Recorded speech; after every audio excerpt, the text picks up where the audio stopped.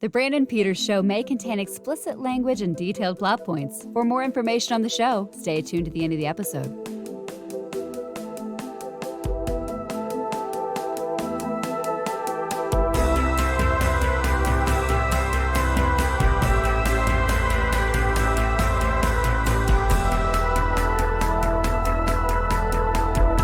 And now, here he is, Brandon. All right, welcome to the Brandon Peters Show. And this is going to be our review for Terrifier 3. And back with me, of course, because if we did All Hallows Eve, we did Terrifier, we did Terrifier 2, you'd think Greg McGoon is back here for Terrifier 3. Yep. Hello, I'm back. Terrifier 3, the fourth Art the Clown movie. This is going to be spoiler filled. So we gave you last week, you know, we know this has been out for 2 weekends now. It's probably no longer number one at the box office, but it did its thing. It was number one. I'm sure I'm gonna go ahead. We're recording this on a Wednesday before this drops on Monday, but I'm gonna predict Smile 2 is the number one movie over the weekend, which I'm looking forward to seeing. I probably won't get to it this weekend because I am very busy, but I wasn't that biggest fan of the first one. I thought it was okay or whatever. I didn't get the big hubbub, but the second one said, "How about you watch Naomi Scott for a couple hours?" And I said, "Okay, well, we'll meet there." But I've been hearing good things about it. So, you big Smile fan, Greg? I was neutral about the first one. Yeah. It just dreary, and the pacing was a little off for me. It didn't have the energy that I like out of stuff like that. But this new one, they seem like they amped it all up. This looks like a balls to the wall. Let's really challenge ourselves with something. And I saw the trailer and I'm like, why am I getting excited for a sequel to a movie I didn't care much for? And I was like, all right, I like this. And it was funny because that trailer and the Trap trailer kind of came out at the same time, and I'm like, which one is this again? Yep. I really was confused by both of those movies because I guarantee you there's nothing related to those movies other than having the pop star aspect to it. But the trailers were like, what are the odds that 2 horror movies coming out are going to be centered around pop stardom somehow? So that was fascinating that happened. I have a feeling I'm going to like Smile 2 more than Trap, but we don't need to discuss that now. Yep. And maybe I'm going to be wrong on that, but we'll see. I'll probably see it this weekend, so I'll beat you finally. There we go. Yeah, I've got a big Octoberfest weekend, so I will probably at the earliest be like Tuesday. I didn't even see the first Smile in the theater. I think that one came out to like Paramount Plus real fast, and I was like, oh, all right, sure. But that proved Smile was still banking at the box office while being part of Paramount Plus. You know, like it was, and it's going to show that these movies, they get anywhere from the 6-week window to 8 or something like that, and it's never affecting their box office much. Like people were still going to Twisters for like a month and a half after it had been available just to go home and watch on like Peacock. And it's just the people who aren't going to go to theaters aren't going to go to theaters. That's it. And a lot of people will see something if it's worth seeing in the theater, they're going to go see it in the theater. So the window, whatever helps or whatnot, but Terrifier 3, this will be on Blu-ray and 4K Ultra HD in December, early December. So I imagine it's going to hit on demand mid-November, or Shudder or something. So we shall see. But it's already, when you only cost like a couple $1 million, and you make 18 over the opening weekend or 21 over the holiday, I think you're okay. So you ready, Greg? You ready? We're going to spoil the shit out of this. You just got out of it today.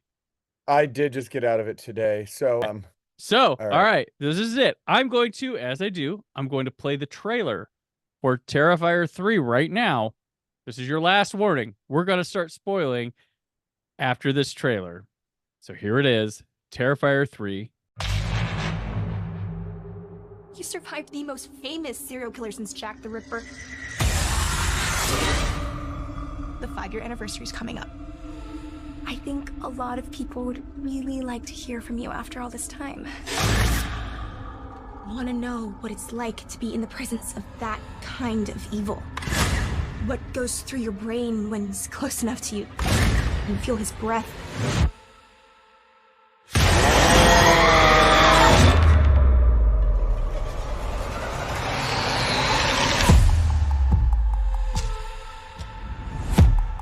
I saw him today. Who? How can you be sure it was really him? I could feel it. Who is this Santa? He's scaring my kid. Yeah, he's scaring me too. Hey, Santa's handing out presents!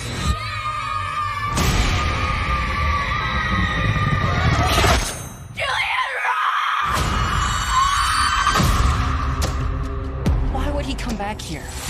Even if he was alive, which he isn't.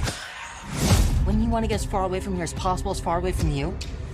We both know this isn't over.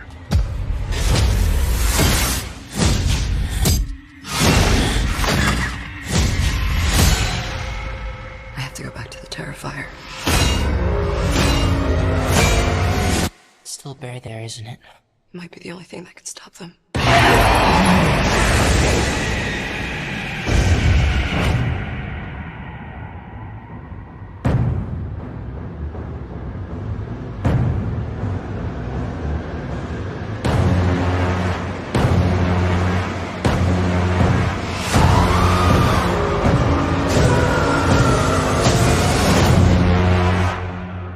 Looking forward to the best Christmas ever, filled with fun, smiles, and laughter.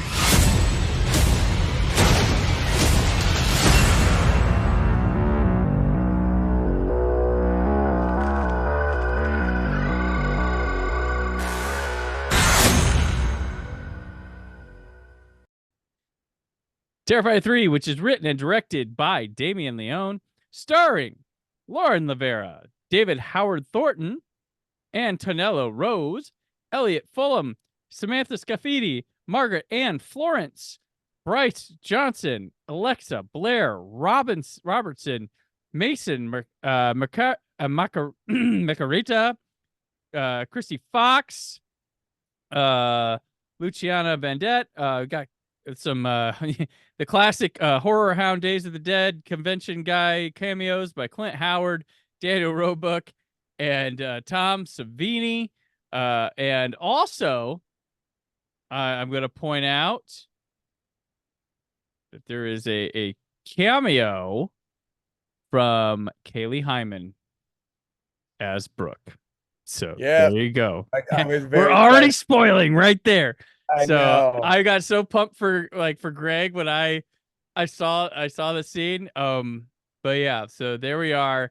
Terrifier 3, which our company log line we are given for it is Art the Clown is set to unleash chaos on the unsuspecting residents of Miles County as they peacefully drift off to the sleep on Christmas Eve.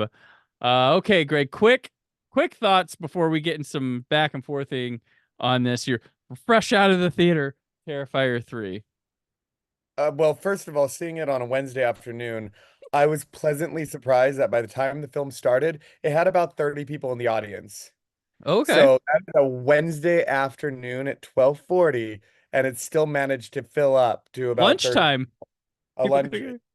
Yeah, but this is not a lunchtime movie, nor does it. It's a long movie too. So for a horror movie, it's still a long movie, not as long as two. But and you know what? This now qualifies as a film. It's not just a movie. This was a film. He made a film.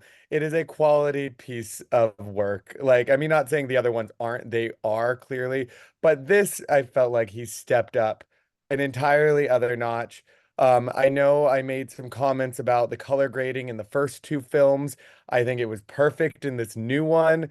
I think it looked professional, it looked gritty, it was cohesive.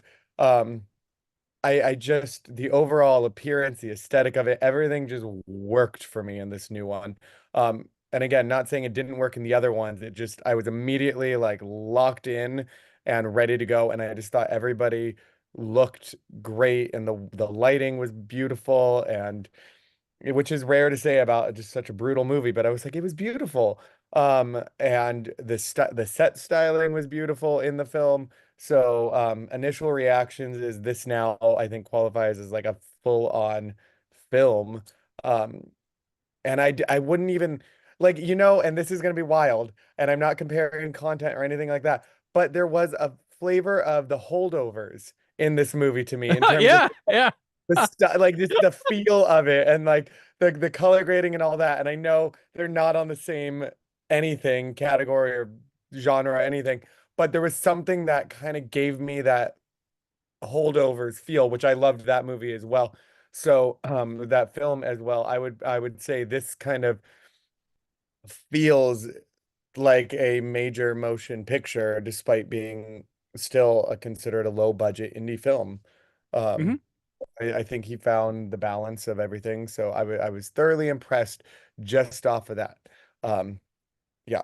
Anybody who sees this will probably think the budget had to have been 15 to 20. That's the thing. Yep. And same with the second one too. They'd never believe what he's doing. But yeah, this one for a guy who is he clearly doesn't want to make the same thing over and over again. Like each movie has been its own, like granted, these are this one from the second one to the third one's pretty continuity heavy. Like you need to see the second one at least before seeing this one to really. I'm sure someone could come in. It's slasher movies, and we're treating them like, oh, but there might be some questions you have that second film answers. So, but they're really different. Like this isn't the same movie as the second one again. He could have coasted on that. He does not. He's challenging himself.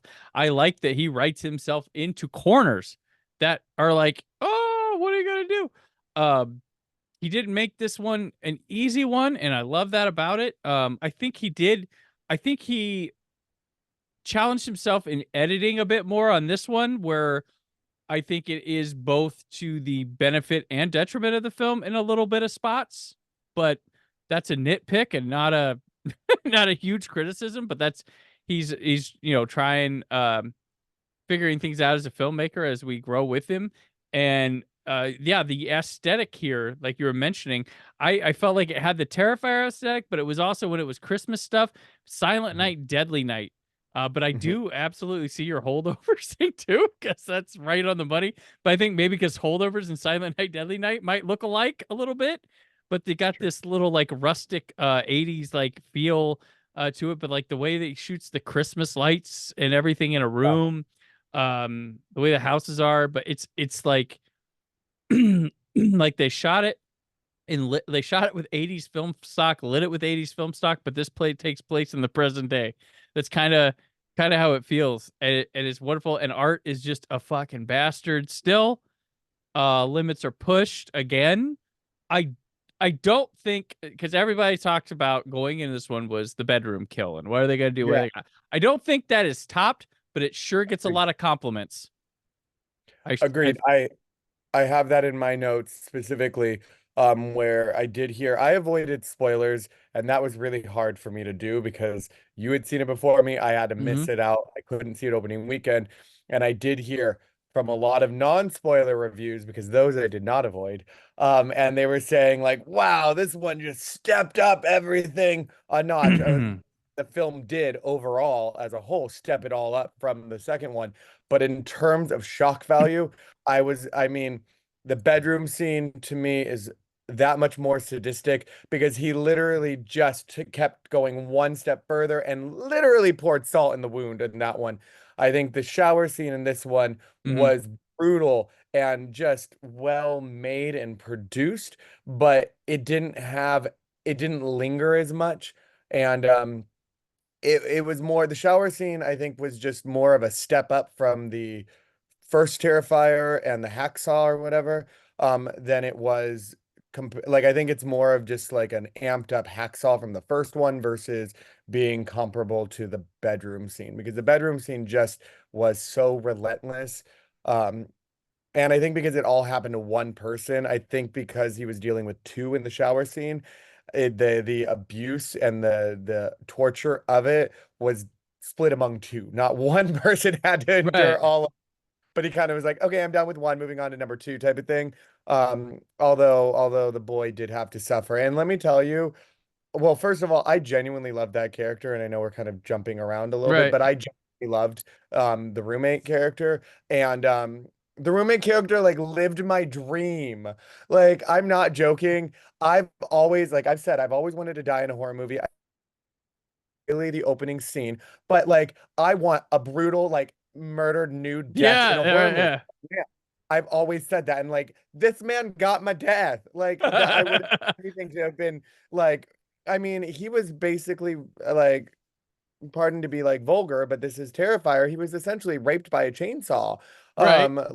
It was a thing. But again, you see so much of it, but then certain things you actually like kind of pan away and then cut back after the initial thing. So Yeah, my thing was I wonder if Damon Leone, if the Brian De Palma Scarface was the influence for that shower scene, because everybody growing up they talk about that shower scene with the chainsaw from Scarface. Oh, and then you watch it and you're like, okay, that was, and this is like, here's a shower scene with a chainsaw, motherfucker. Like that's kind of how I feel like Leone was going with that, and that scene, that's, yeah, this is, so it's not a bad place to start here, because this is the kill that I think everybody's talking about being so violent and all this stuff. And yeah, it's ooh, but yeah, it's kind of like, you know what a chainsaw does to people. So, and he doesn't switch weapons. Like it's a lot of just chainsaw to chainsaw to chainsaw. What happened, I think, works for this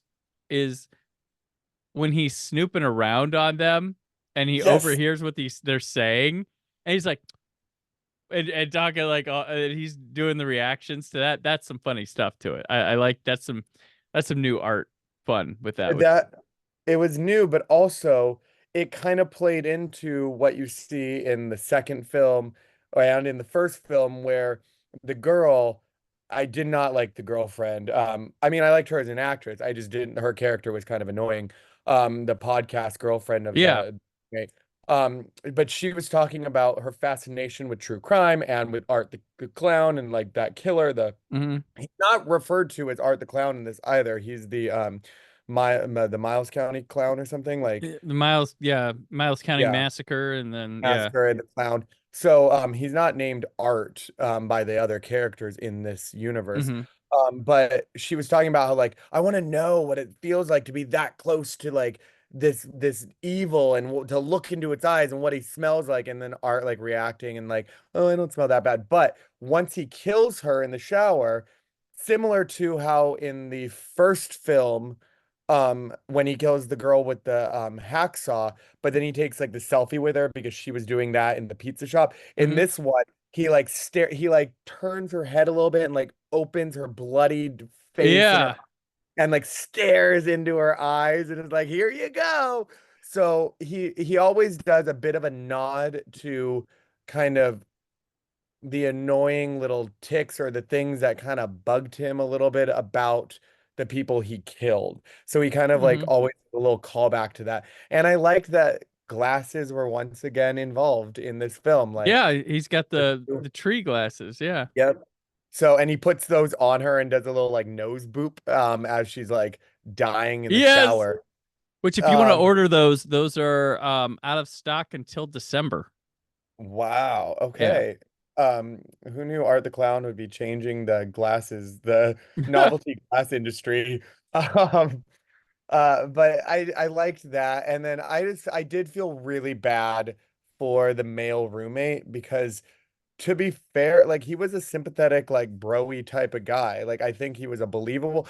What Damien does really well with his characters is makes teenagers, or I guess college students, or just younger people feel genuine. Yeah. The way they talk felt believable enough. Like I knew that guy in college, where he wanted to be nice. He had like Jonathan isn't the most cool kid. He's kind of nerdy. He was in the second one, but I appreciated that. In this new one, he went through trauma, so he's even a little bit more of a shell of himself. And his roommate was kind of sympathetic to that, despite the two of them being drastically different people, Yeah. or like have drastic different personality types. So I appreciated that the roommate wasn't just that, because typically what you would see in a horror movie is you would see the roommate with the Well, you know, nerdy, he got that girl by being like, you know who my roommate is. That's how I assume that relationship started and kept going. probably, So but usually you would see that roommate being a little bit more of a dick to the nerdy guy. Like that's just a trope that horror movies Yeah. do. And it was refreshing to not really see that. Like he was trying to include the roommate, but like it didn't feel like, and he also it didn't feel like he was trying to be like a fame fucker either. Well, Like oh, his can I play girlfriend, devil's advocate? yeah. Is he only defending him because he's like, "Hey, I'm interesting too," or "I want you to pay attention to me"? Like, is that why he's downplaying the roommate because of it, or trying to like Oh, do so? Because I wonder if he's like, man, it's getting tired on him that he got this hottie, but she's still only obsessed with his roommate, and that's bugging him. I true. I don't mean, think he's a dick. yeah. I don't, but I have to wonder if there's some ulterior motives there too.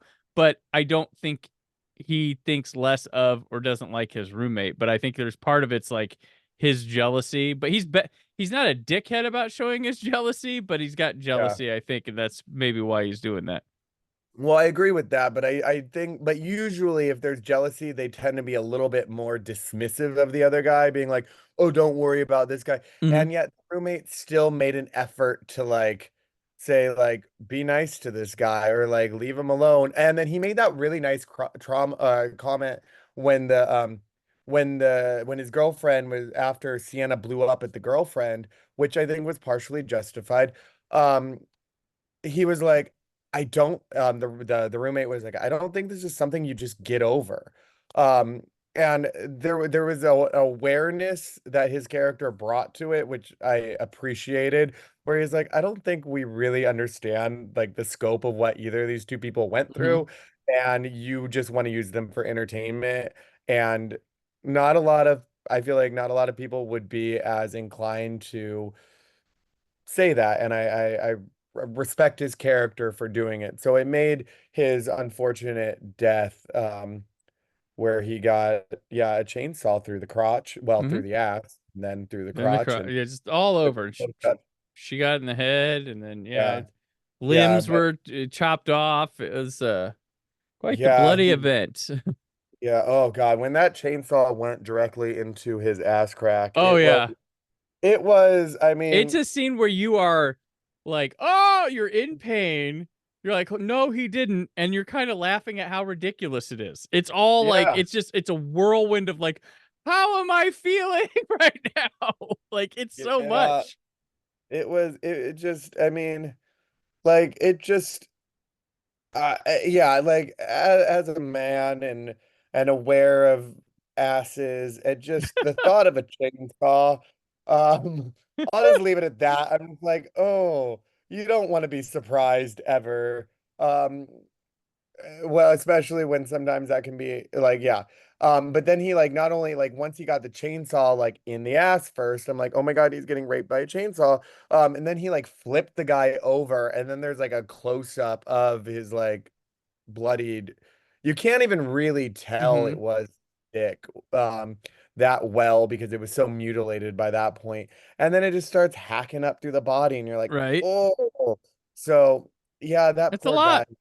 It was, and he was a sympathetic character, to a certain degree. Like he was just a real college guy, it felt like. And it sucked that he died like that. But again, there wasn't that relentless aspect of that one extra step that the bedroom scene brought in number two with the salt and all that. I felt like there was more humor, but they played into the blood where he made a blood angel rather than like a snow angel. Right, right. So it still had that humor and that freshness to it. Um, but I felt like I could actually watch the shower scene, where the bedroom scene, now that I've seen it about 4 times, it's still, I'm catching glimpses because it's between my fingers Hmm. every still to this day.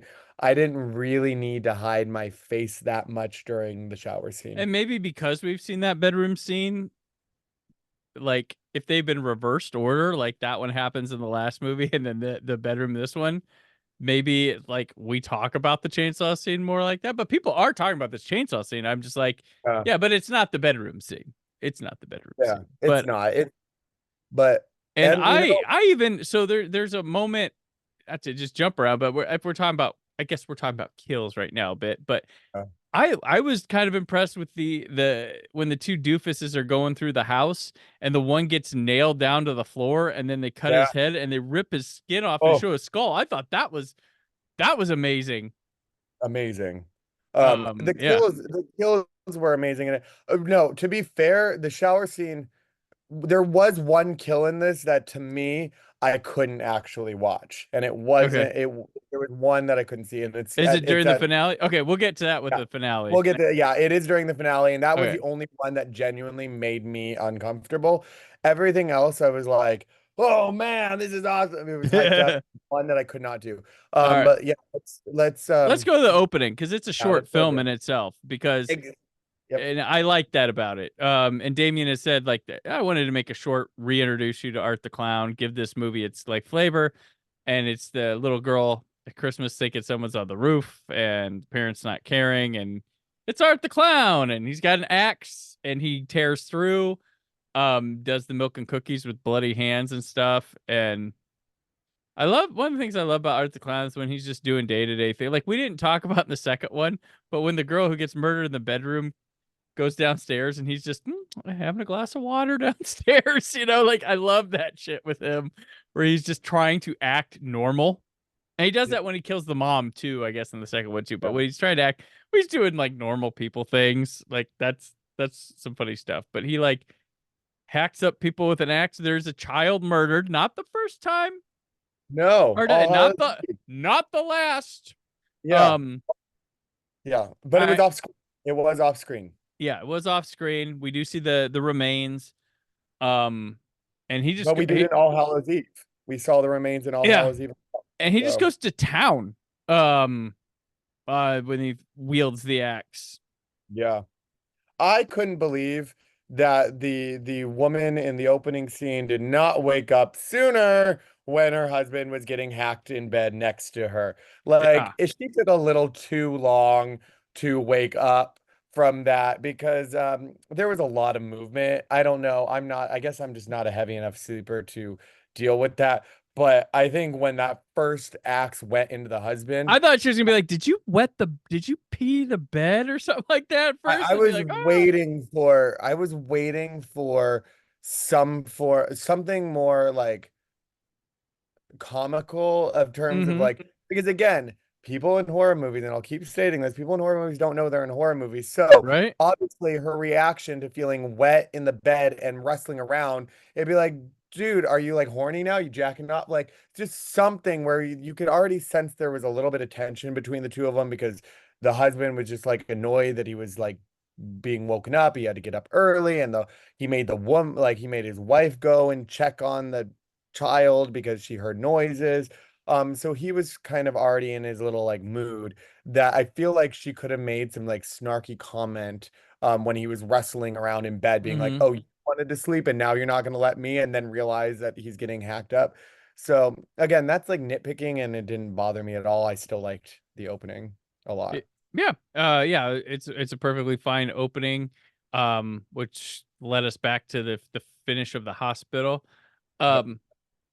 which I have to say, this movie, what I did not expect of it, but the trailers don't let you know tone and the trailers are just like, hey, there's art, there's Sienna, and there's carnage. Like that's all the trailer sells, and I didn't realize what we were watching here was what Leone's doing. Like, this is like Rob Zombie's Halloween 2 and Halloween Ends at the same time.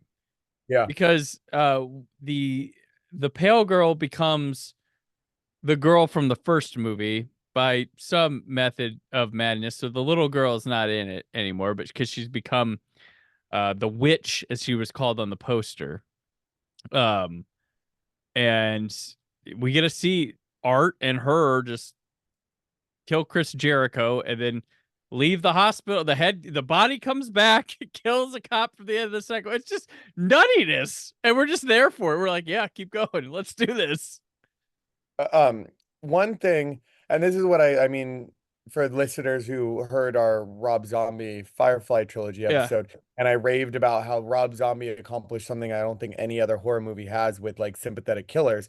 This art's not sympathetic, but I think Damien has with the Terrifier franchise, especially now solidified this by the third one. He did something that horror movies don't really ever have, which is depth. Like he gets into some deep places, like Mhm. kills aside, you just pull out like this, like you could make a 90-minute movie of Terrifier without showing any of the kills and still have a somewhat impactful film where you're addressing trauma, you're addressing family. Like there Mhm. are actual real elements within this movie that you wouldn't expect to go there considering how brutal it is. So Sienna's character, I mean, they do not take the events of Terrifier 2 lightly in this No. one. Like she was going in and out of a psych ward, and it's the process of dealing with that, integrating herself back into society in this new movie. Although it's still contained because it's Christmas, so it's entered like kind of integrating back into a family unit. It's her uncle, Uncle Greg. Well, Yay. yeah, it's a reason to have people separated but bring them back together as Yeah. well. And it's important to note Sienna has been checking herself in and out of the Yes. site. Like she's not being forced. She was cleared a while back. But like she checks herself in and out with her struggles. And Yep. I'm gonna say this, and I told you this, Greg. I'm gonna sound like a lunatic at the end of the year, but this is my favorite lead performance in any movie this year, or maybe just by a female. I don't know yet, but like I thought she was like I think the last movie it was script and actor meet and boom magic. I think this one script's there, but I think she even elevates it beyond what it is on paper. Like I think she is tremendous and expends so much fucking energy in this movie. It's unreal between her just dramatic scenes, horror scenes, fight scenes by herself, like emotions. Yep. This is a tour de force in a fucking Terrifier movie, and it's gonna get overlooked for all of time. But man, this is a this is a powerhouse performance. This is amazing to me. Like I left the movie like, God damn. I tweeted at her like, I cannot believe the amount of energy that you were asked to do again and again and again and again, and then she retweeted it and liked it. So thank you. She saw it, but like it's just insane. I agree with you. I do agree. The amount of life that she brought to this character behind the eye, there was a lot of close-ups on her throughout this movie, and there was always something happening behind her eyes. I'm like, aside from just the physical aspect of what she had to do, just the subtle aspect of her processing her trauma, processing the events of the last thing, her own medication, trying to overcome that, the subtlety of her in the mall Mhm. when she sees Art the Clown, or she Yeah. thinks she Oh, does and she doesn't even know. there's That also is, Scream 6 in this, Greg, where the yeah, outside is convinced she may have done the murders herself too. yes, it Like was elements of Scream he's 6. picking the best parts of good horror slashers, like Final Girl stuff, and putting them in Sienna, and it's working tremendously. It is, and we got to see her little like almost breakdown at the table where my girl Brooke came back. Yeah. So I was like, Brooke's back. Completely mutilated and bad, but I mean, like at least my girl got a little bit of a moment in It was there. great. You can tell it's her. Like and You can. she is hideously deformed, but you're like, oh, that's Brooke. Yep, I was so happy that she came back because again, I talked about her. I was like, for a secondary character, she delivered in that one. Because I feel like a lot of those characters get overlooked.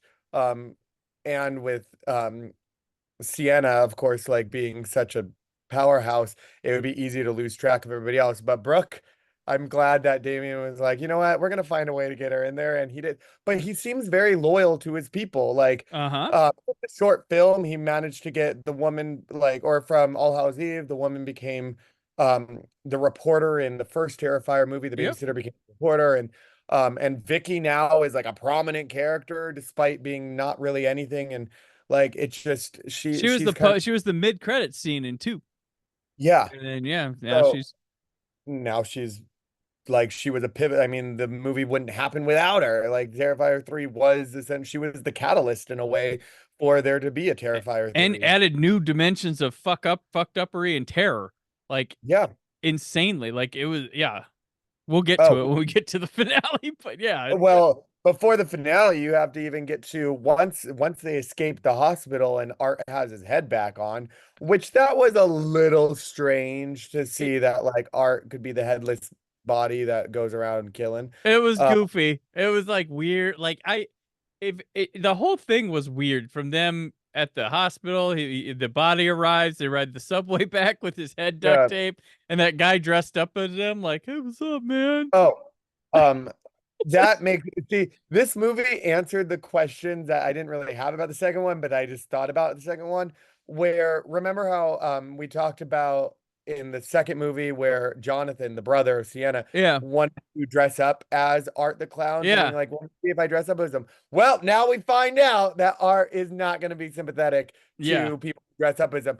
Not, but however, that kill, and this was a weird thing for this movie. There was surprisingly a lot of kills off screen, but we assume that Art did kill the man on the subway who was dressed up as him yeah, because Art was wearing a fresh costume. So we think he killed it. But then how did he kill the subway guy without getting the costume bloodied?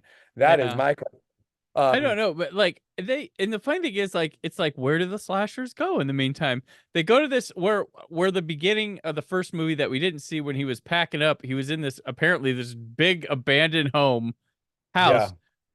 and they just go, and then the Victi, she just tries to slit her wrists and kill herself and lays in a bathtub. What they do is they just freeze until the time comes, like, and they grow cobwebs on them and shit. I'm like, that's kind of hilarious. There's just no way they do. They just chill till I summon love it. again.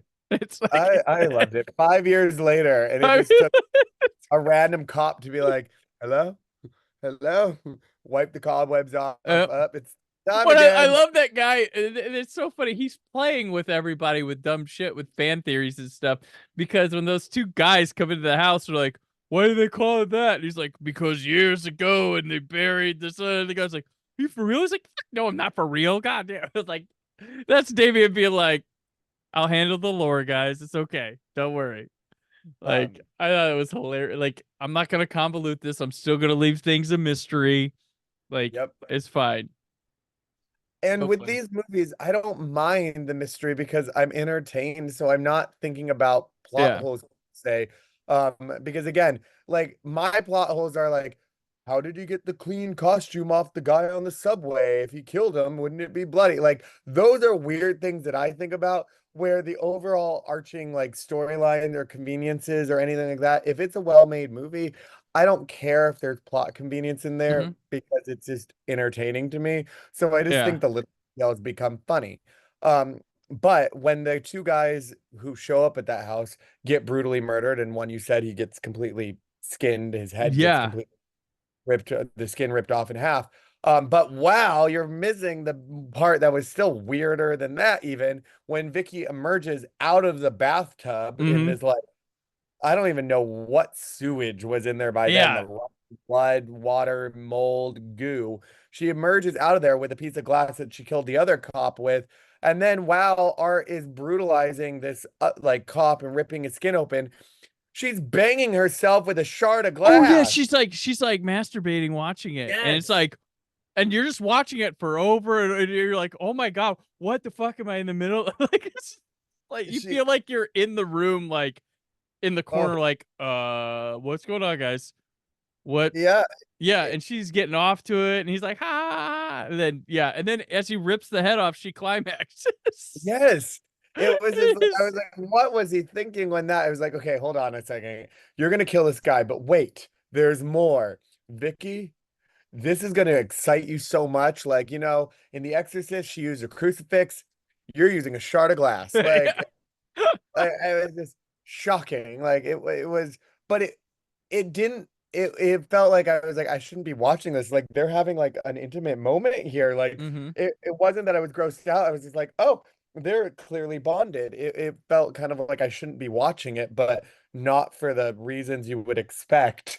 Um, Right. there was there was something oddly sensual about that murder in this sick and twisted way, and I don't even know, but good job No, for you're everybody. sitting there like for some reason during it while you're shocked stuff, you're like, I get it. And you Yeah, don't know why. You're just like, I get it. yeah, Jamie is unlocking weird shit in all of us. It's all like, I yeah. know. Like I you don't have to enjoy it or say you would be like that, yes, but you get it. You're like, I get "Eh, it. that fits. Like that For makes them, sense. it Yeah, works for them. Like it if I works saw for something them. else do it, I'd be like, that doesn't seem right. But for them, I'm like, do your thing. Oh, be Um, happy. Be happy. and then this also clarified a point for the second film where again I was trying to like sympath or like make art sympathetic slightly when we talked about the second film, wearing like Mm-hmm. if Kate just gave him some candy, maybe she wouldn't have gotten brutally murdered in the bedroom like that. Right?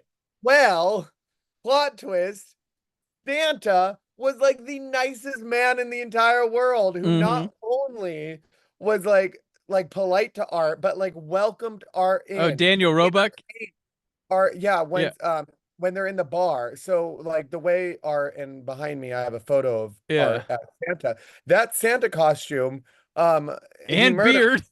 yeah, and beard that he scalped poor Santa from. But the Santa that he stole that costume from was a lovely man. Like Art Yeah. shows up at the bar being weird, acting incredibly childlike, seeing like he Well, saw a he superstar. David Howard Thornton said that he wanted to be he used Will Ferrell and Elf as his inspiration for that scene. I believe it, And 100%. it makes That sense. It's one that like when he sees him in the window, he's like, yep, "Whoo!" And yep. everybody in my theater just burst out laughing when that all this shit happened with him when he saw him in the window. Like everybody was like, "This is what we came for." Like it was, Oh, and he plowed into the bar, knocking like the two girls kind of over. Like yeah.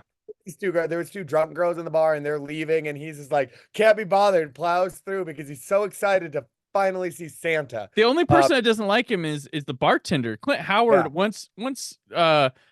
Once Daniel Roebuck is like, it's okay. Clint Howard's okay too. Like yeah, yeah, agreed. So the fact that Santa was defending Art, saying, let him have a drink with us, get over here, being as kind, like I don't even think there was a way that Santa could have been nicer to this grown man in a creepy clown costume. Like there is no way this right. man could have been nicer. And unfortunately, Art ended up with his beard and costume, Well, and his beard the was craziest real. shit that they take a shot together and Art spits it in his face, and then he sits on his lap and pisses on him, like he pisses his pants on him. It's like, oh my, Yeah. oh Yeah.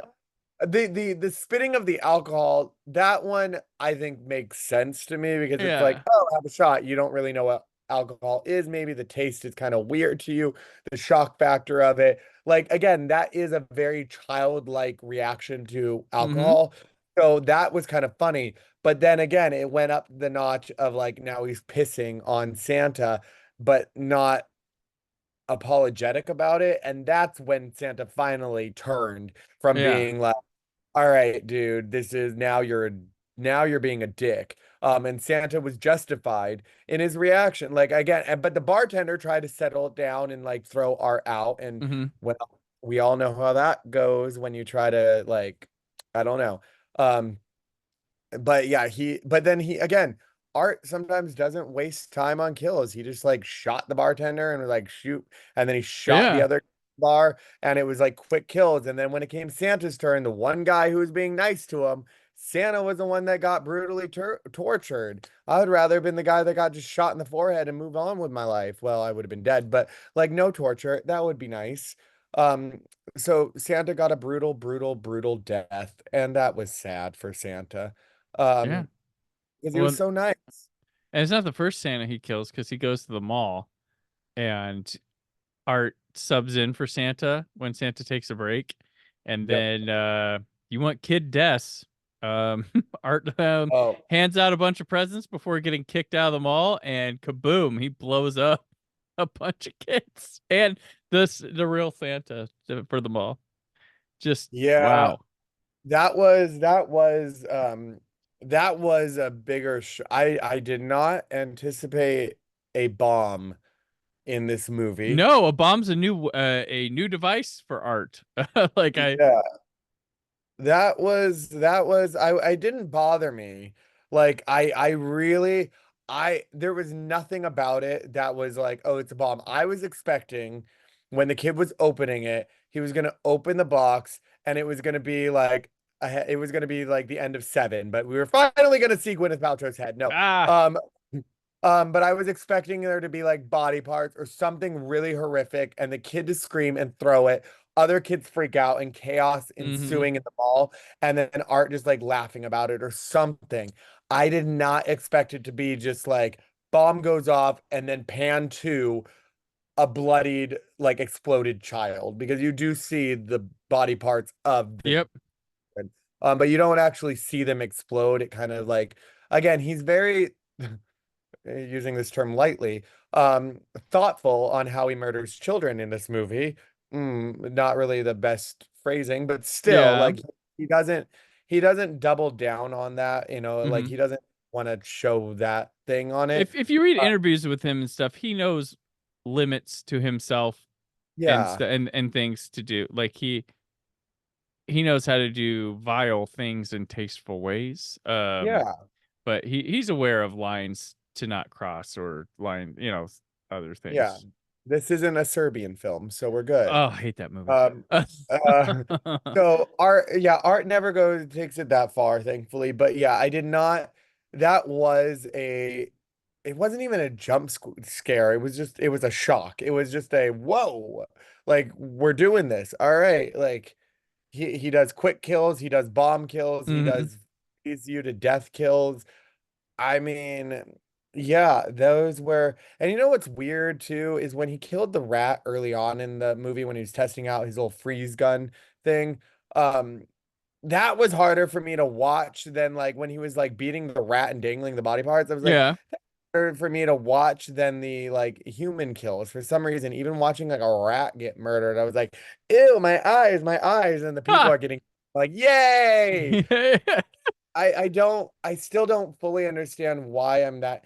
Maybe because I feel like I can take myself out of reality when I watch the people kill because I Mhm. know it's not real. But whenever I see like an animal being killed, even if it is just like a rat, but people like rats as pets. I know somebody who loves rats as pet. But like seeing that to me, like the possum and Terrifier too, like those moments to me are worse than almost anything in the film because to me it just feels so real and Mhm. that it's so likely to happen that I just was like, I don't want to look at dead rat. This is gross. I'm getting sick.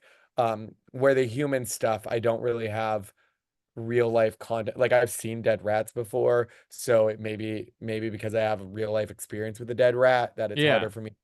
I don't have experience with a mutilated like body to that degree, so it'll always be a certain level of Mhm. fantasy.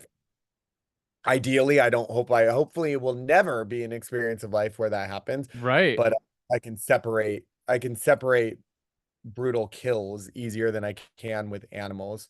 I do For want to note by the way before we move on for the mall yeah, that there's a news coverage of it later and they interview someone at the mall and it's Tom no, Savini, which geeky novelty of his cameo being that he's in a mall where because of Dawn of the Dead and stuff like that. no, I was like I don't I hope that was planned that his cameo would be in the mall, but I'm yeah. sure.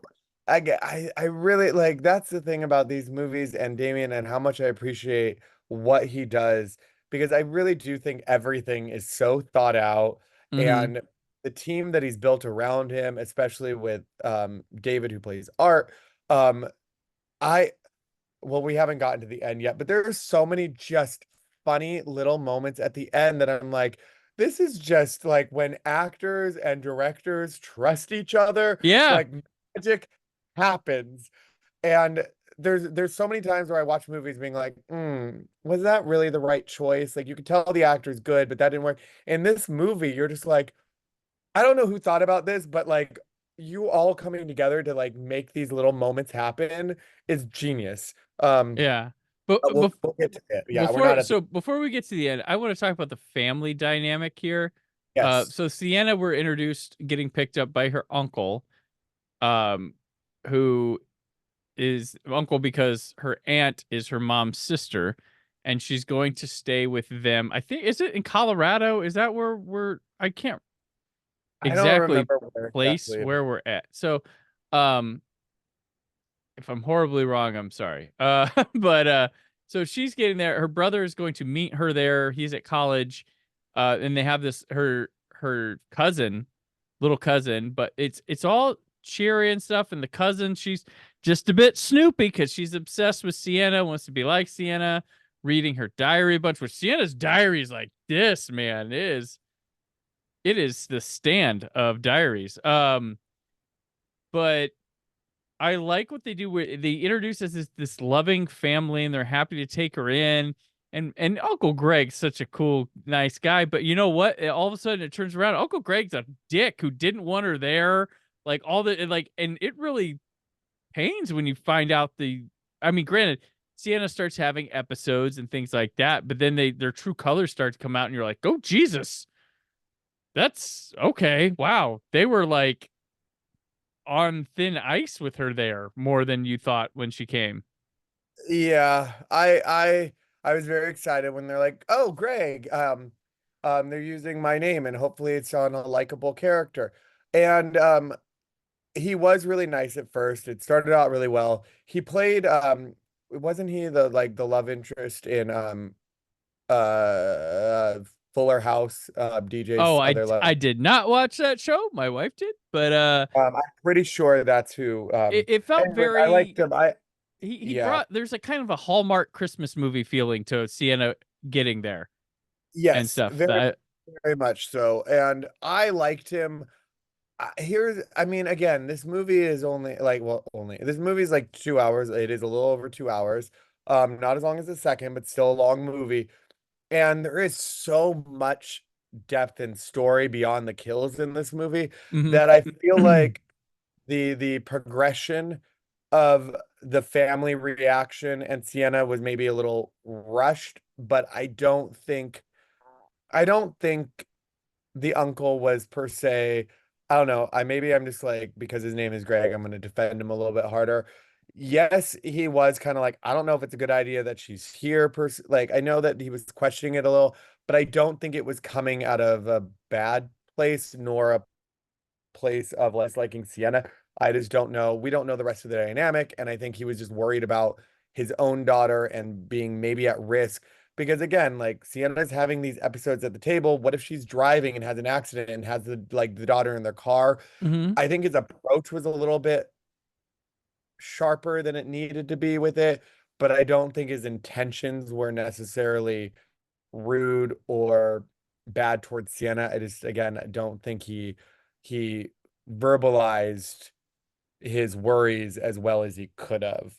But I Okay. think there was some genuine concern because I know that she was lured downstairs towards the end of the movie through the Art and Vicky, who were kind of imitating their voices because Yeah. that was a sequence with Art the Clown in the previous and the little girl in the second one where they can voice Yeah. change. Yeah. Like Vicky was able to do that too. So I don't know. Oh, why did I think the mom was like, why are you kind of Selma Blair? She was Yes. giving me Yes, Selma that's what I Blair thought vibe. too. I'm like Selma Yeah. Blair, but like she like yeah, she was like I don't want to say slimmer, but more pointy looking Selma Blair. Yeah. Yeah, like I kept Yeah. yeah, thank you. I kept getting that vibe too. I was like, oh my god, it's not Selma Blair. That's not Selma. Like I kept getting that too. I do want to say, yeah, with the family stuff and Gabby and all that, like I will say the whole sword thing was a little weird. We're like, Yeah. yeah, we need the sword. Okay, I'll go get the sword. Did you get the? Yeah, I got the sword. Like, it's like okay, that was, uh, but then I Like, guess I don't know if there was. We were meant to think that they were like crazy, and Sienna was crazy, and she just got this box and thought there was a sword in it, and there wasn't going to be a sword. Like, I was just like, well, that was really quickly just wrote and added, like like I don't need a quest for the sword, but like it was one scene like, well, did you keep the sword? Yeah, I buried it. Okay, you should go get that. Okay, and then she come in, I got the sword, and then she wrapped it like a gift and put it in the corner. I'm like, okay, Yeah. that was a little quick. It was quick, but then I was like, do I really need to see her digging up the sword and going out there? Her hands were dirty. So like, and like the niece, her niece Yeah. kind of questioned her on it. So like, what would have been like, what would have like, would it Yeah. have really added to see her do it? I don't know. I'm kind of more forgiving of it. Because it just like she had to get the sword. They knew where the sword was. She got the sword. Mm-hmm. Like if there was no peril in it, then I guess like why show Right. us Gotcha. after it's kind of done. I don't know that, but again, he created Or what would have been cool but is if Sienna was like went to get the sword's not there, and she's like, what the hell, and then it's revealed Gabby went because she snuck in she read the diary, oh went and got it and wrapped it as a present to give to her, and that's how the sword. See, I did it.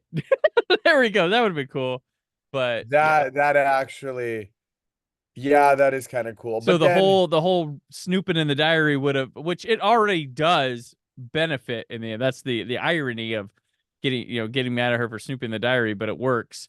Um, yeah.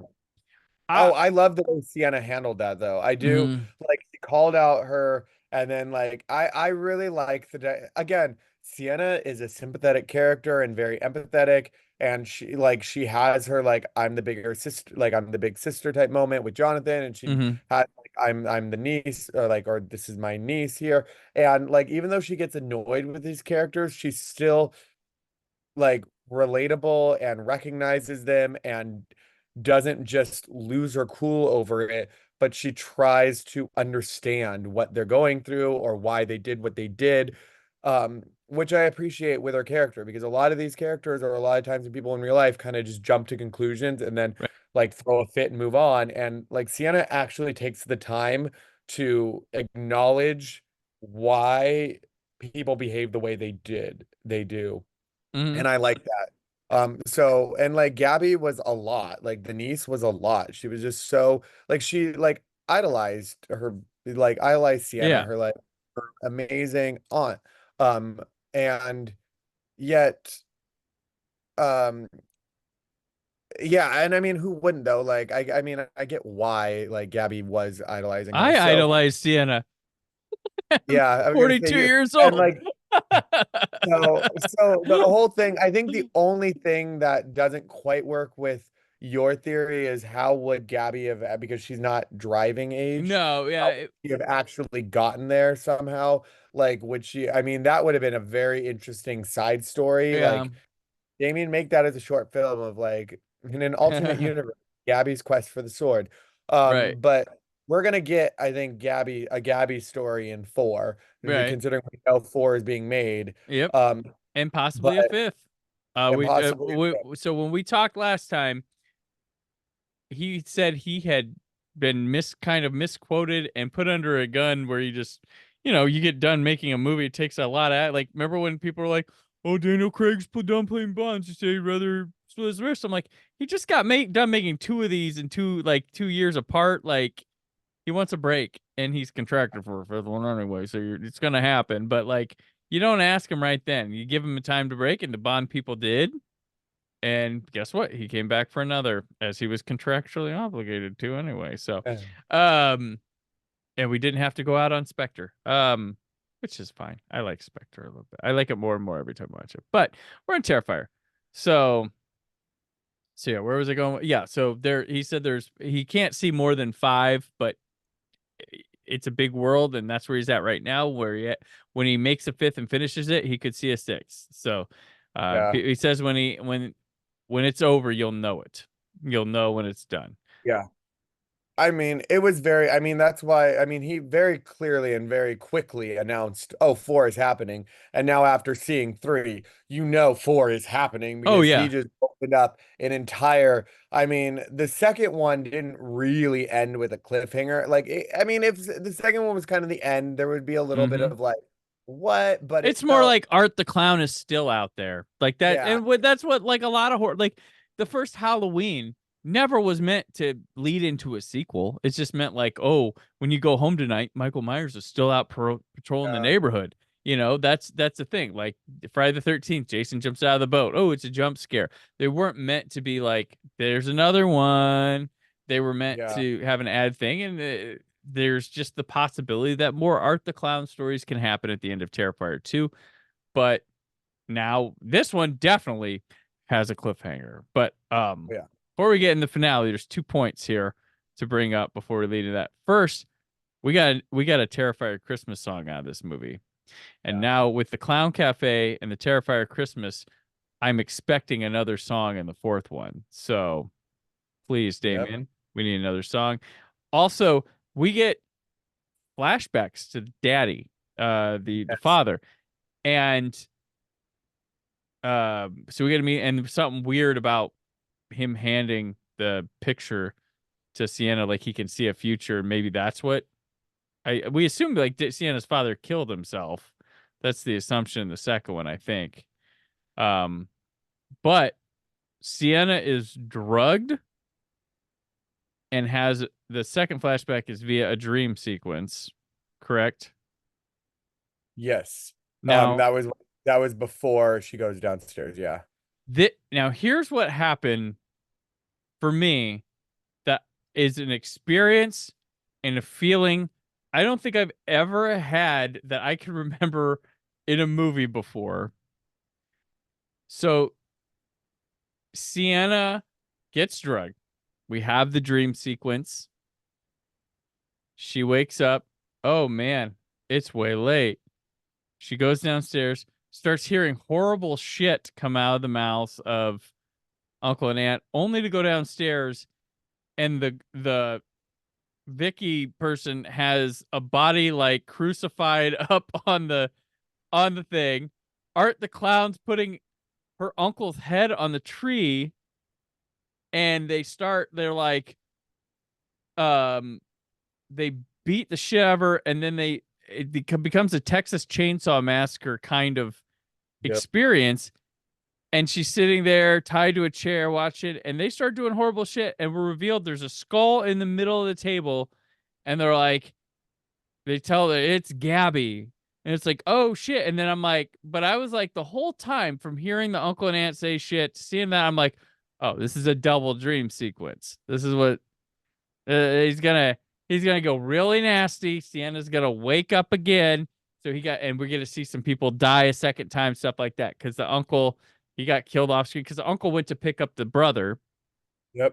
and then Sienna's sitting there, put a cradle of thorns on her, like, and then they like, okay, they tell the aunt, hey, it's your daughter's fucking skull. She's dead. And then they pound a tube down her fucking throat and pour rats down it.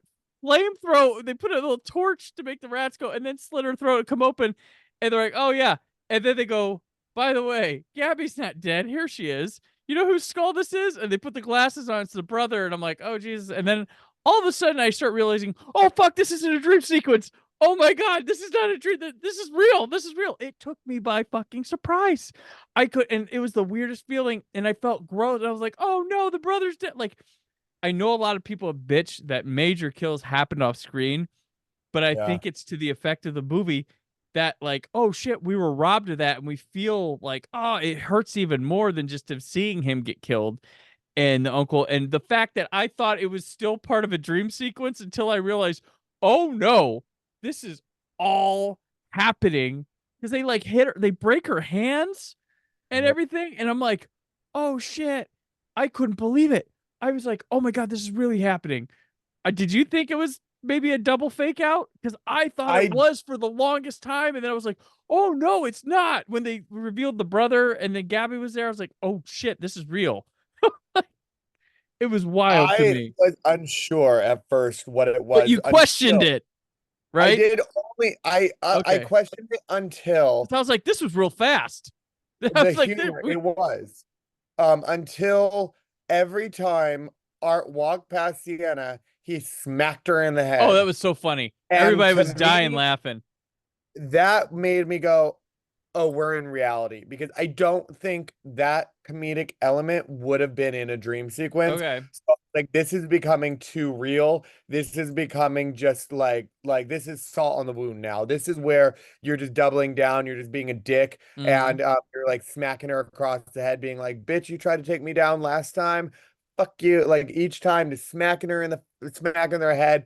And like poor Sienna just doing that. I was shocked that the uncle was, and again, he was crucified on the wall, but he was nude as well. See, when I first Um, saw that, I was like, "Oh, that's the roommate from the locker room. They brought him I over. They thought put so him for a up, second too. but it was not." And the No, the uncle roommate being, was hacked up too I much. will say this to those who are mad about the brother getting killed off screen. We only saw like a skull with blood and stuff on it. Rule of cinema: if you didn't see him killed, it might not be him. Yep. There's still Um, doors open. He could still be alive. We didn't see him killed on screen. Maybe he's the opening for the next movie and we see what actually happened. But yep. I for this, I think it's effective, but that always could be retroactively changed. It's very open because his kill was purposely not seen on screen. I don't think it was him. I don't think it was him, to be honest. What confused, well, not confused me, but remember how when the uncle went to go pick up Jonathan, Hmm. and then Jonathan was being weird on the phone, Yeah. that I'm pretty sure was Vicky, like doing Yeah. the voice That's changer what I thing. thought too. So Yeah. like, yeah. So in my mind, I'm like, Jonathan isn't here. We didn't. I just don't think after the buildup of Jonathan and everything he went through in the second film and how he was kind of pivotal He was to very passive in this one finale. too. Yeah, he was so pivotal in the second one and in the finale, and you saw him struggle. And they even made a point about how Jonathan also has a lot of scars on his body and Yeah. everything else, that I feel like he was removed from this finale kind of as a catalyst to propel more for the second one. Unless, because again, this movie has gone from being just a simple slasher to now having so much lore into like this almost Dungeons and Dragons like kind of Yeah. fan that we're getting into. Religious connotate like I mean literally like I cannot wait till like these like religious nut job people see this movie and there's literally a girl with a crown of thorns with a crucified person beating a murder clown. Like I was just like, oh, this is glorious. I mean Um, that the crucifixion, that was again, and he was like nude, and for a second I was like, oh my God, he's naked, and then I was like, oh my God, is that? And then I was like, oh, that's not his penis, that's just his intestines yeah, like dangling out of his body. So it was again in a weird, like, that shouldn't be erotic, but there was something kind of like this is wrong in so many ways. But the fact that he was using the intestines as tree decorations and like the close up of the head on top of the tree, it was so wrong, but it just yeah, kind of worked for me in his yeah. really twisted way. Well, and he goes Um, for a different brand of finale. The last one was a 35-minute battle. This yeah, one and Chase, this one is Texas Chainsaw Massacre. And then, okay, we will have them fight, and they're gonna go, and it's gonna be like 5 minutes, but they're gonna be going hard as a motherfucker, ham on each other yeah, with the sword and the chains. Like, yeah, and it delivers. Like, I like that this is a different blend of finale. Like, because someone was like, man, the finale no felt more grand. I'm like, this is a different type of finale. This isn't the same. He doesn't want to do the same anymore. And I think, man, just I'm sitting there watching Sienna, and I'm like, oh man, she now has not just one popular cosplay. She's got two. She's got the bloodied face, crown of swords, Christmas sweater type. I'm like, yeah, and a sword. People are gonna be dressing up like that like crazy at the conventions. Like I'm like, I oh yeah, agree. they did it again. They took a fight. The Final Girl is gonna have all these variants. Wait till they start merchandising for like figurines and shit. Like Sienna just as marketable as Art the Clown, and that's insane for a final girl. Like Yep. when you can see like someone and you're like, you're that final girl and not have to stretch it. And it's just like instantly iconic look for this person. It's like, wow, this is really something special that other slashers don't have. Well, that goes back to just the fact that he allowed for so much depth to her story. Yeah. You get to see her processing the trauma. You get to see her trying to connect with her family. You get to see all these other elements that other horror movies don't really take the time to develop as much. Right. But I think it has to do a lot with studio interference, which this movie doesn't have. So for that reason, no studio would allow a slasher of this degree to be, well, especially the second one to be 2 hours and 20 minutes, and this one to be like 2 hours and like 10 minutes.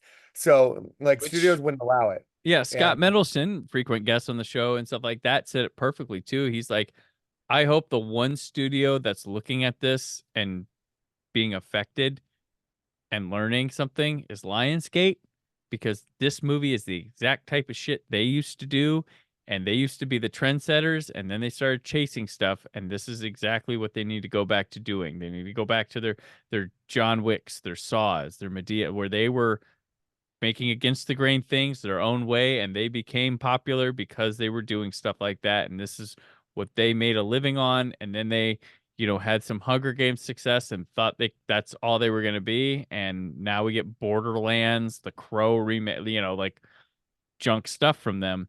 But this is exactly who they used to be when they rose to fame. Yep. And then going back to the finale, you mentioned the kill that was the hardest for me to watch, and it was the ant. Yeah. The ant with the rats being shoved down her throat and the hammer and the tube like kind of cracking her jaw open. That to me, I couldn't watch. Like Yeah. that with my eyes, like hand covering my eyes, couldn't hear the That sound. one made me squeamish, but what makes you even more squeamish is like, don't cut her throat, but it don't come. Oh God, here come the rat! Like the wet, bloody rats, just gross. Yeah, it just that whole element. But I mean, like, I love it. I mean, like, great kill, but it was tough to watch because unlike, well, again, and it's not an attack on the mother in the second one, but like the aunt is a much more sympathetic character than the mother in the second. So Yeah. like this aunt But she's is a so cool aunt. lovable. She's not her mom. Yeah. Yeah, she's lovable, she's supportive, she's sympathetic, she's trying to understand, she wants to be present, she's like trying to navigate it all. So knowing that she's getting so brutally murdered and like a slow murder And had to too. see what she thought she was murdered, with her last thought being like, there's my husband and they have murdered my daughter. I That's know, how she and died. That's what she went to death thinking. it's and like her daughter wasn't even And I killed. didn't believe my niece, and here the fuck all the shit she's talked about is. I know, and like the niece actually like defended um Sienna like too. But again, like there's no reason really for any of these people to fully believe Sienna. And I think she even is aware of that. And that's what's so frustrating for her because why would they? Like, it's not natural to be like, there's a demonic clown that's trying to kill us. Watch out. Like, inherently, you go, okay, let's try to unpack this a little bit. You're not going to just go, you're right. Let's get out of town. Like, it's Christmas. So, it's hard to get angry at characters for not believing such outlandish stuff because the reality is if people said this to us in real life, we would question them because it is not something that happens. So I don't know. I'm not like I didn't again, Damien does a wonderful job in these movies of creating characters that feel real and they fit the world that they live in where you just kind of accept it. And really now it's just kind of going to the next level because Sienna and all the kind of fantasy and the religious undertones and the superpowers essentially. And now like Sienna full on, well, the sword gave her superpowers, but there is that She can like heal magical element because of the sword that has kind of provided these powers for her that was bestowed upon like by her father. So but I'm not like mad about it because like I'm more curious to know like how they're gonna end it at this point. Like it's Yeah.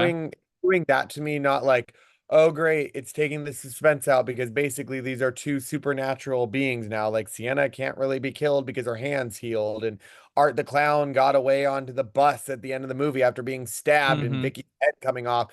But like I'm not really concerned about that element of the film. I'm more concerned about like what really will end it. And if there's three more films of him just murdering people and Sienna living through all of them, that's fine by me. We've had how many Scream movies with Sidney Prescott, and she's coming back now for 7, Right.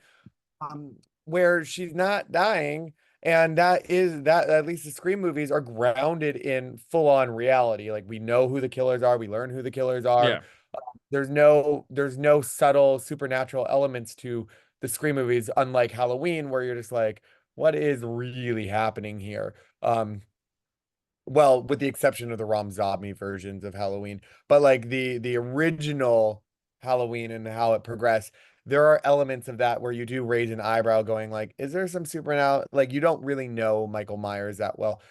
In this one, Damien is doubling down, being like, nope, this is a whole like world Yeah. of Well, lore and demons and mystery and witches and ghosts and demons and all the things.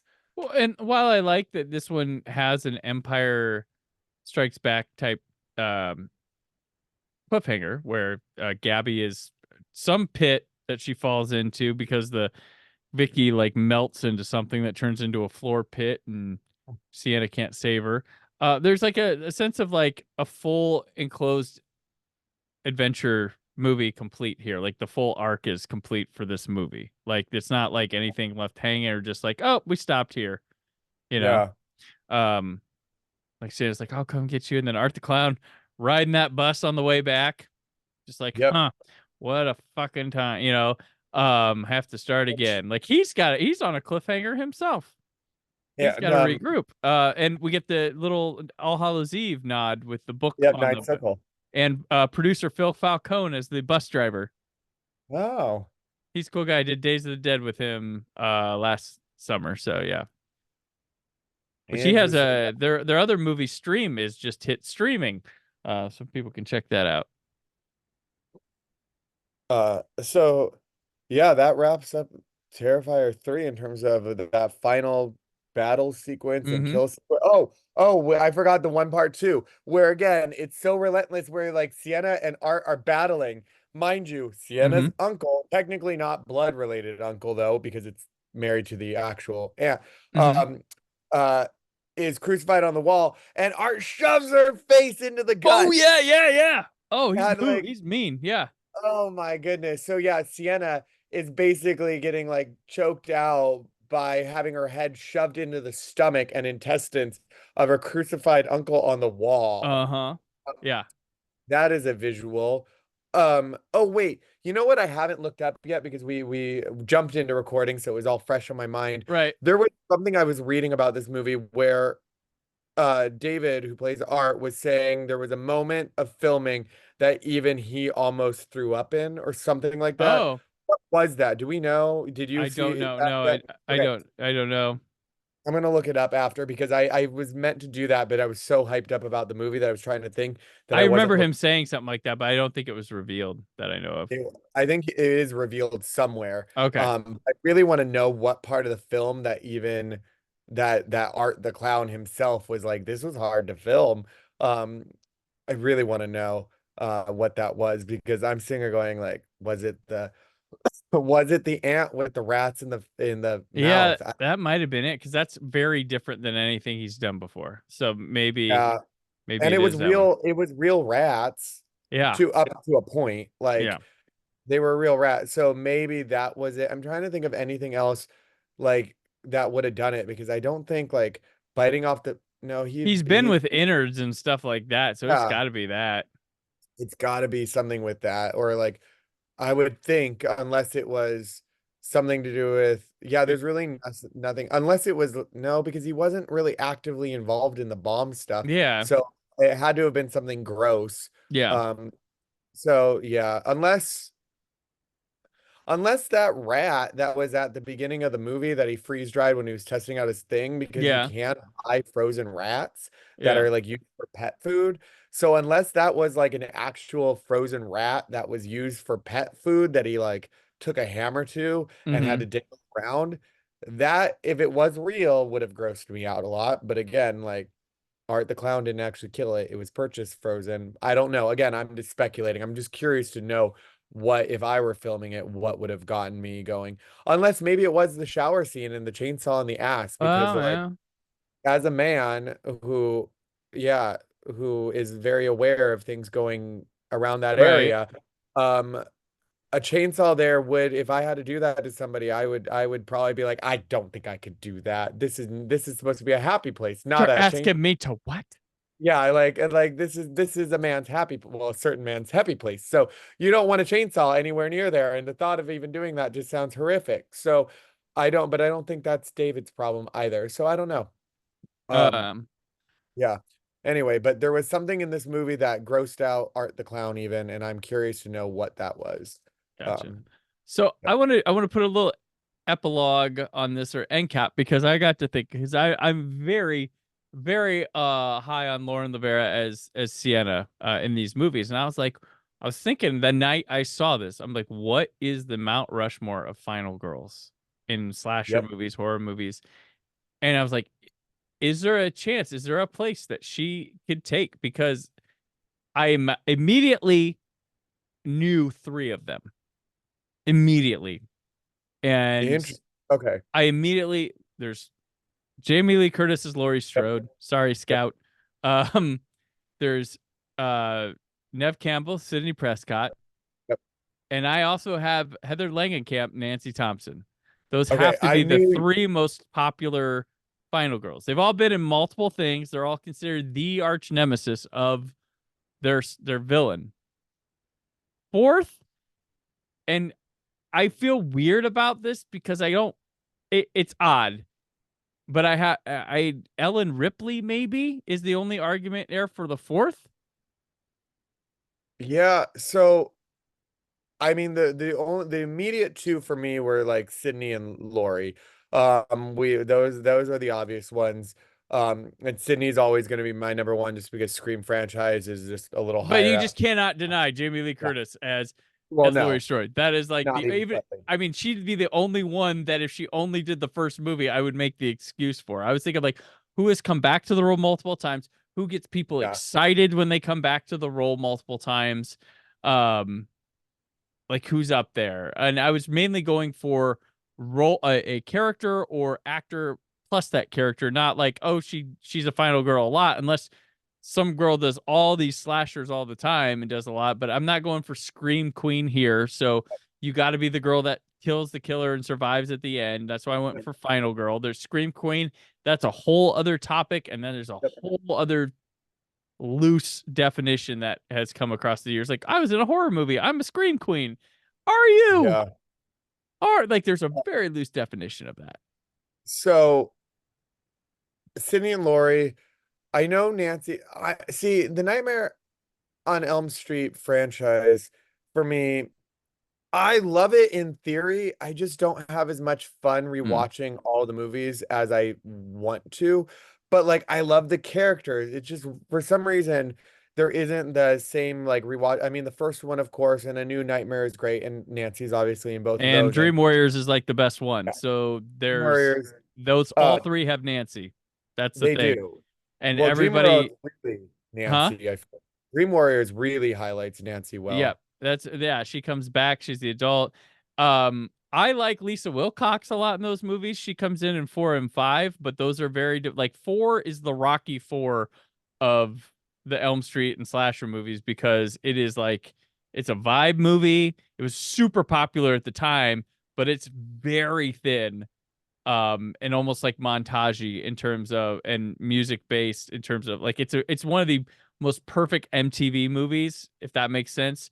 Yeah. And Dream Child is the one that's hated, but I go to bat for, because I think it's got some of the best characterizations in a slasher movie, and it's just the kind of topics in the movie that kids at the time and when kids watch it aren't looking for one of those, but I think it's a lot smarter. And I think the worst thing about 5 is Freddy. They have the wrong type of Freddy in that movie. If he was not the wisecracker and more of something like Nightmare on Elm Street 2 Freddy, that would be one of the perfect Elm Street movies. But Freddy's tone doesn't match the tone of the characters or the trauma they're going through, so it's a little uneven. But I do like I think Dream Child has more strengths than 4, but that's just me. But no one's gonna say Lisa Wilcox all timer, because a lot of people are like, who was that again? Even though I met her, she's a beautiful woman. I went to a convention just because she was there one time. It's one of the few people I would like, oh, I got to meet that person. But yeah, Nancy Thompson, that's always been like, people cosplay Nancy. People quote Nancy. She's just up there with that, like that. While Jamie Lee Curtis wasn't doing Halloweens in the 80s, Heather Langenkamp was doing Nightmare on Elm Streets. And Jason doesn't have, I know Amy Steele is very popular from 2. She's in 1 movie. Jason, the movies, Jason is the final girl of his movies because he is the star through and through. He gets a boy that goes through with Tommy Jarvis, played by Corey Feldman, Tom Matthews, and another guy. So I was mainly going for females, but I'm just trying to think. I like Tree from the Happy Death Day movies a lot, but I'm not going to put her on the Rushmore right away. They're getting a 3rd, so we'll find out. I do think Tree is exceptional, but there's one that's controversial for me because it's only one self-contained film. Okay. But I think she is such a badass, and she's such a badass character where you're watching her and being like, yes, the whole time, is Erin from You're Next. Oh yeah. Yeah. That's a good argument for a one-timer, I would say. Yeah. Like, she's a no-nonsense, smart, like, does what needs to get done, puts up a good fight, but I think it goes under the radar of horror movies for a lot of people. Well, it's a home invasion, so people might argue, but yeah, Your Next was supposed to be a cult. Well, it was. I mean, it's a popular. If you saw Your Next, you liked Your Next, but not a lot of people saw Your Next back then. That's the thing with that one. But horror people saw it. Exactly. It's interesting because Ripley has the same thing. Whereas if you put Ellen Ripley up there, then you could argue that Linda Hamilton, because the first Terminator is a slasher with a cyborg robot. But would you argue Terminator 2 is? No. Nope. Dark Fate? No. But then for that reason, I think Happy Death Day is a little tricky because tonally, the second one, even though it's still, it wasn't. It's more Back to the Future than a slasher. So I'm like, I feel the door is open for Sienna to be Sienna, because granted, her movies, we're talking about movies that have together grossed still under $50 million, but the impact and the way I think if you see them, you could understand, stylistically, character-wise, performance-wise, actor-wise, like, I think it's all there. And Art the Clown, and it's been pointed out a lot in writers and stuff that one of the strengths of the Terrifier movies has been, since the second one, is that it not only has the iconic villain, it has a very popular iconic final girl to go with it, which is a rarity in the field. You don't get that very often. I mean, even Saw, you have Jigsaw, that's the guy, and his girl's Amanda, but she's also the bad guy. So like, that's what you have there. I mean, really, the most recent final girl that we've even talked about, then I guess, would be Sydney Prescott, from Scream in the 90s, because everything else before. Erin from Your Next is newer, but again, I like Sam, but Sam's part of the core 4 in Scream, but I like Sam a lot, but that's already done. So that's 2 Scream movies. So she's and who else was really popular while I was growing up and could have probably, it was Jamie Lloyd in Halloween 4 and 5, very popular character with Danielle Harris, but that's about where Sam Carpenter now lies with Scream.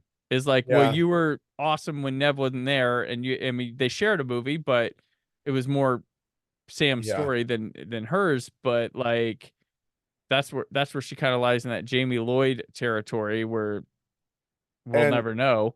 And Sam was overshadowed a little by Jenna Ortega's character There's too in Ortega. moments. Yeah, there's So that unfortunately pulled like I Sam said, out. there's the core four. Yeah. Yeah. But Um, Jenna Ortega kind of diluted, I think, Sam's power, despite I really liked Sam and I really liked her in Six. mhm. But again, because of Jenna Ortega and them being sisters, it just the final shot is really kind of the idea of the two of them together and united Yeah. versus that idea of like a Sydney Prescott where it's like there's your Sydney. Because if you argue too, technically in a way, like Gail Weathers is almost like a final girl. Yeah, Nobody exactly. talks about Gail. Everybody talks about Sydney because the whole thing kind of revolved around Sydney to begin with. Right. But Gail has been on the front lines Yeah. now the whole dang time, never missing a film because she's going to be in seven too. So Yeah. Well, Gail is a final girl kind of.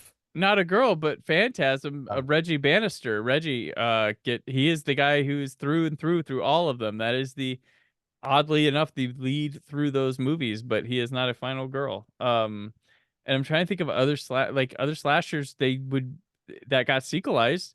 Silent Night, Deadly Night, no recurring. Yeah.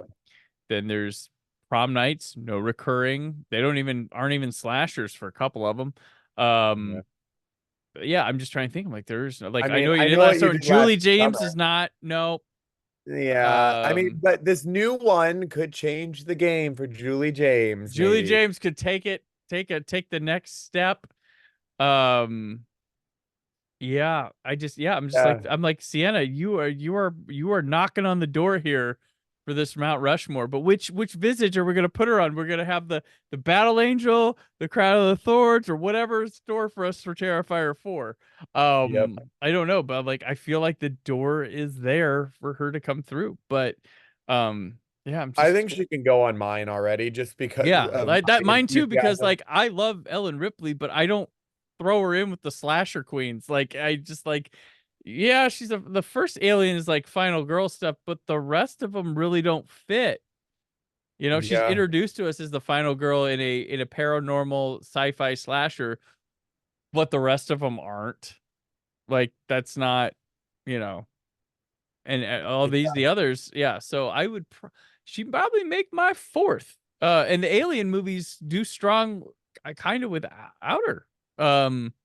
That I mean, that's where it is. she's got like Prometheus, Covenant. Like, granted, I know Prometheus was a solid success, Covenant was not, but I think it's a good movie. And then this new Romulus, they're doing fine. There was Alien versus Predator, which was a success.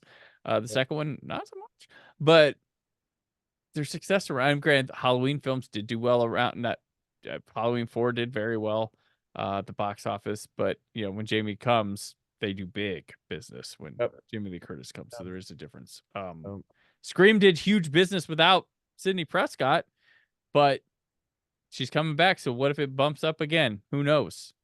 well, I think at that point though, even though Sydney wasn't in it, you still had I think at that point, like Gale Weathers and the lore, and it wasn't a movie that forgot Sydney's existence either. So, like Sydney not even being in it, I think she was still present in it in its Yeah, own way. yeah, So I just feel like Sydney is part of the Scream franchise, just like how I think Sienna is the Terrifier franchise. yeah. Like the first film, despite not having Sienna in it, it's really just character building art. Well, Like that's Aaron Newerth on friend of the show on the show, he calls it. He says the first film's a prologue, and then yeah, we're now in the actual series here starts with exactly.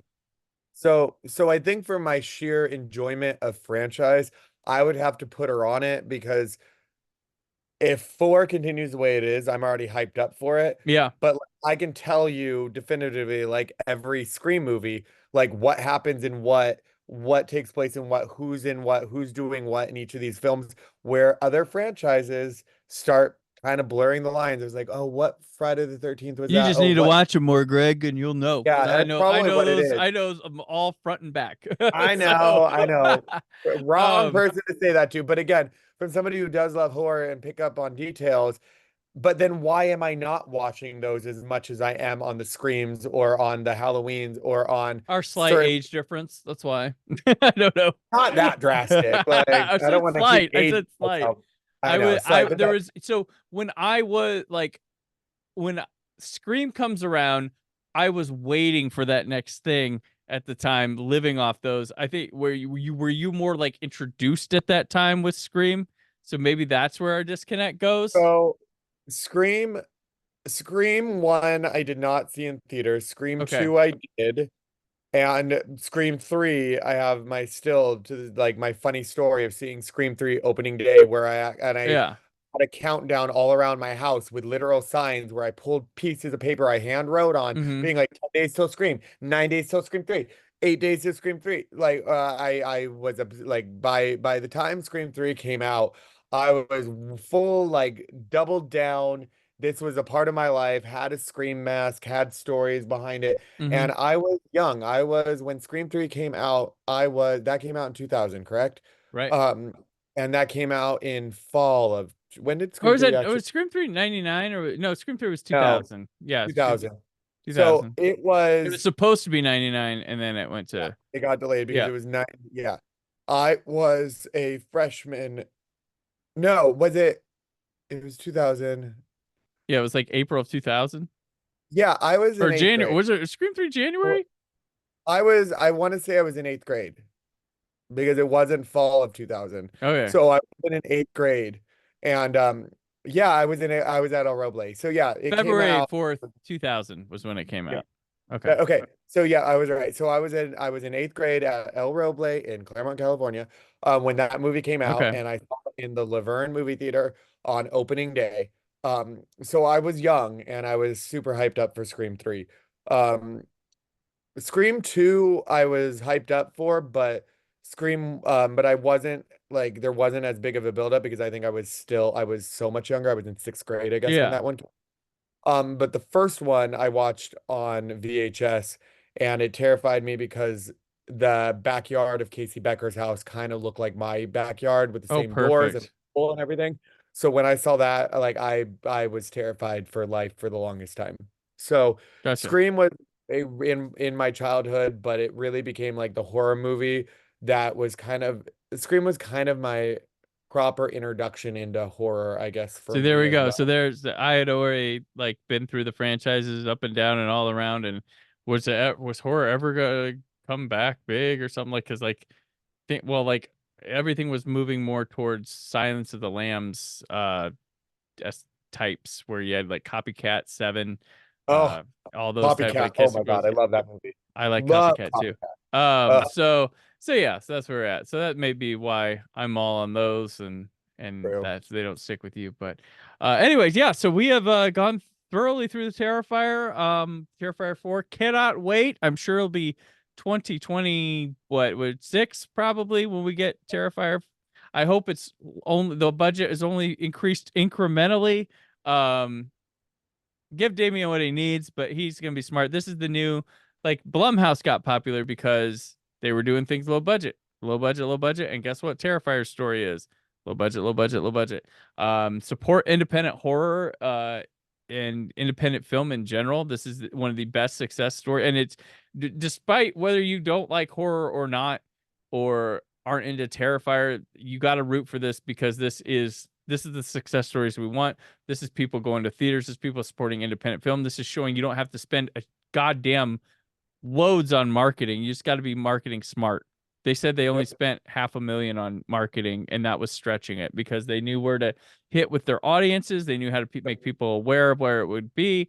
And this is smart marketing, smart filmmaking, smart budgeting, letting a guy have his vision, trusting him, cast and crew trusting each other. Like you mentioned, this is what you get when everyone around is comfortable with each other and believes in each other and trusts. And you want more of this. You don't want more of the like. I go see big budget movies, so we need movies of all. We need movies of all shapes and sizes, but more importantly, we need you to go to movies of all shapes and sizes and trust them Yep. and take a chance and just see visions and things like that, rather than just constant like the danger of just getting to constant cookie cutter stuff. Um, just out of comfort because I know what that is, so I'll go see it. No. And the thing I like about Terrifier is like I know what a Terrifier movie is, but they're also not giving me the same shit and still surprising me as they go. So yeah. Thank you, Greg, for taking this on and hopping on here, and we doing 3. Let people know where they can keep up with you before your next time on the show. You can find me on all social media platforms at the McGoonies. All right, cool. And I'm of course on the socials at Brand4KUHD. And next week, Jessica's coming back for the Halloween episode, and her and I are going to be talking about Little Nicky, as well as her experience being a background actor on Happy Gilmore 2. Can't wait to hear all about it. It's going to be fun, and watch Little Nicky again, which I enjoyed that movie when I saw it in the theater. I bought it on DVD when it came out. I haven't watched it in a long time, but I'm excited to revisit it. So until then, so this is a good contrast between the Terrifier for people. We'll go to Little Nicky. We'll do Sandler. How's that? Some gross out horror to potty humor. So that's what we'll do. But until then, stay film positive.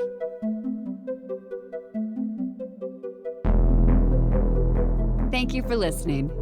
The Brandon Peters Show is a Creative Zombie Studios production. Produced by Brad Shoemaker and Brandon Peters. Written and edited by Brandon Peters. Announcer vocals by Jessica Alsman. Theme song by Metavari. Web design and show art by Brad Shoemaker with Brandon Peters. All music and clips featured in the episode are property of their respective studios, and no infringement is intended.